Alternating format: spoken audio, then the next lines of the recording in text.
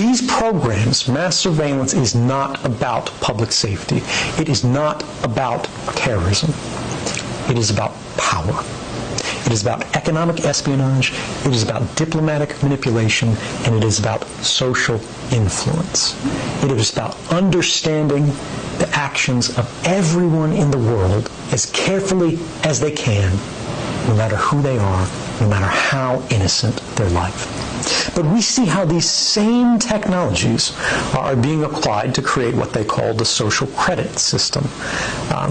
If any of these family photos, if any of your activities online, if your purchases, if your associations, if your friends are in any way different from what the government or the powers that be of the moment would like them to be, you're no longer able to purchase train tickets. You're no longer able to board an airplane. You may not be able to get a passport. You may not be eligible for a job. You might not be able to work for the government. All of these things are increasingly being created and programmed and decided by algorithms. And those algorithms are fueled by precisely the innocent data that our devices are creating all of the time, constantly, invisibly, quietly, right now.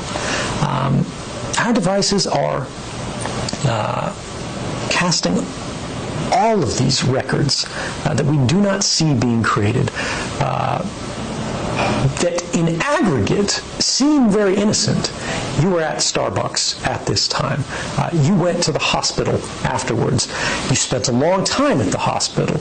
After you left the hospital, you made a phone call. You made a phone call to your mother. You talked to her until the middle of the night. The hospital was an oncology clinic. Even if you can't see the content of these communications, the activity records, what the government calls metadata, which they argue they do not need a warrant to collect, tells the whole story. And these activity records are being created and shared and collected and intercepted constantly by companies and governments. And ultimately it means as they sell these, as they trade these, as they make their businesses on the backs of these records, what they are selling is not information. What they're selling is us. They're selling our future. They're selling our past. They are selling our history, our identity, and ultimately, they are stealing our power and making our stories work for them.